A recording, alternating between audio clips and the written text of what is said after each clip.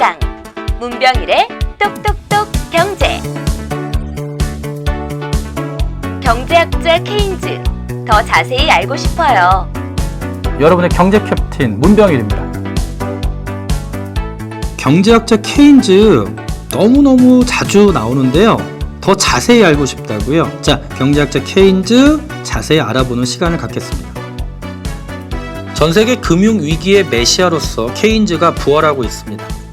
20세기 전반 세계대전과 대공황 속에서 수정 자본주의를 내놓은 케인즈는 최근 30-40년간에는 인플레이션의 주범, 공공분야의 확대로 인한 효율성의 저하, 정부 정책의 실패, 좌파 경제학자들과 동일시되면서 일종의 조소의 대상이었죠. 그런데 지금은 시장 친화력을 강조하는 관료는 물론 시장주의자, 신자유주의의 천병이었던 월가의 투자은행조차도 케인즈를 운운하고 있습니다. 자, 1970년대 이후로 전 세계 정부의 규제 완화와 시장의 효율을 강조하던 밀턴 프리드만류의 신자유주의가 2008년 9월 리먼 브라더스의 파산 선언으로 결정타를 맞고 타이타닉처럼 침몰했기 때문입니다. 지금은 모든 사람들이 다시 케인즈를 연호하고 있습니다. 케인즈의 생애에 대해서 한번 자세히 알아볼까요? 케인즈는 20세기 가장 위대한 경제학자죠. 아버지도 경제학자였고요. 어머니는 케임브리지 대학을 졸업한 최초의 여학생이었습니다.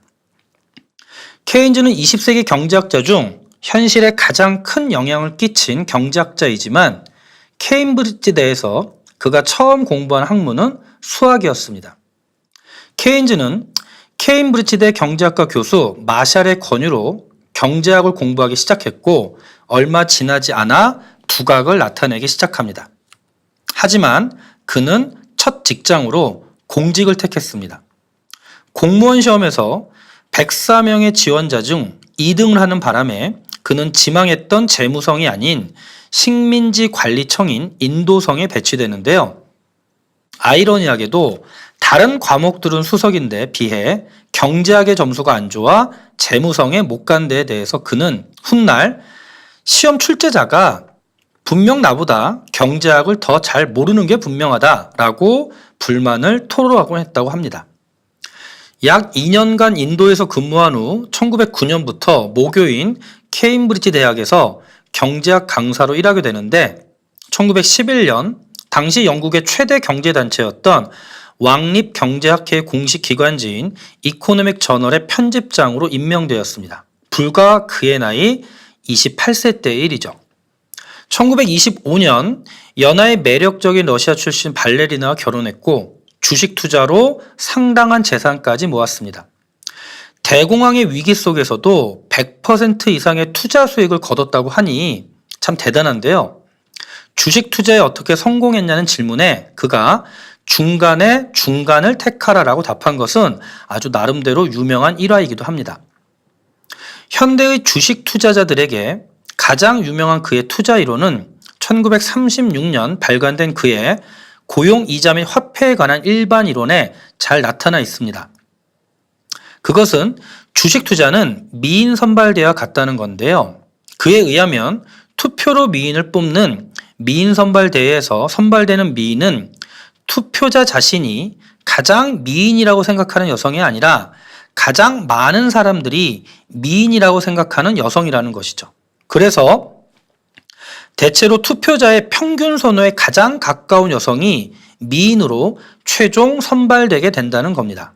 결국 이는 투자자 개인이 생각하기에 이익을 낼 것 같은 종목이 아니라 시장 주도주나 인기주의 투자라는 말과 같습니다. 자, 2차 세계대전이 발발하자 케인즈는 다시 공직으로 복귀하여 재무성에서 일하게 됩니다. 그가 현실에 관심을 갖게 된 것은 1차 대전 후 파리 강화 행위에 영국 재무성 대표로 참여하면서부터인데요. 그는 전쟁에 승리한 연합국들이 패전국 독일에 감당하기 어려운 배상금을 요구하는 것을 목격합니다. 여기서 그는 현실은 이론과는 다르게 움직이고 있다는 것을 목격하게 되죠. 승전국의 각국 대표들도 이런 과도한 배상금이 잘못된 것이라는 걸 알면서도 자국의 국민들을 의식해 그대로 밀고 나가고 있었습니다. 그는 영국 재무성 대표로서 독일의 과도한 징벌적 배상금은 독일 경제 회복을 어렵게 만들어 또다시 전쟁의 빌미가 될 것이라고 역설했지만 뜻을 이루지 못했습니다. 결국 1929년 대공황을 거쳐 독일에서는 히틀러가 등장, 다시 유럽은 2차 대전이라는 전쟁의 포화에 휩싸이게 됩니다. 1929년 대공황이 몰아치면서 전 세계는 대량 실업의 공포를 경험하게 됩니다. 재미있는 일화가 하나 있는데요. 대공황이 한창 진행되던 중에 루스벨트 대통령이 측근에게 공황을 극복할 방법이 없느냐고 진지하게 묻습니다. 이에 보좌관은 정부가 돈을 더 많이 쓰면 된다고 대답했고요. 그러자 대통령이 고개를 갸웃거리며 이렇게 말했다고 합니다. 그건 너무 간단하잖아. 자, 진리는 항상 우리 곁에 있는 법이죠. 먼 곳이 아니라 가장 좋은 해법일수록 가장 쉽고 단순한 법입니다. 케인즈의 대공황에 대한 해법이 그랬는데요. 케인즈는 공황의 원인을 결국 공급보다 수요가 부족하기 때문이라고 파악했습니다. 수요하고자 하는 의사가 있어도 지불할 능력이, 즉 유효 수요가 부족하기 때문에 지금의 공황이 출현했다는 것이죠. 대공황과 20% 이상의 대량 실업을 두고서 전통적인 고전파 경제학자들은 일정한 시간이 지나면 다시 원상태로 회복될 것이라고 주장했습니다. 실업자들이 더 낮은 임금이라도 일하려고 한다면 일자리를 구할 수 있고, 기업가는 낮은 임금을 바탕으로 상품 가격을 내리면 매출액을 회복할 수 있다는 것이죠. 또한 상품 가격이 하락하면 수요가 늘어나서 경제는 다시 균형으로 복귀할 것이라고 믿었던 겁니다. 이런 전통 주류 경제학자들의 신념에 대해 케인즈는 이렇게 말합니다. 그래, 언젠가는 다시 균형으로 복귀하겠지. 하지만 그 언젠가가 오기 전에 우리는 모두 죽는다는 것이다.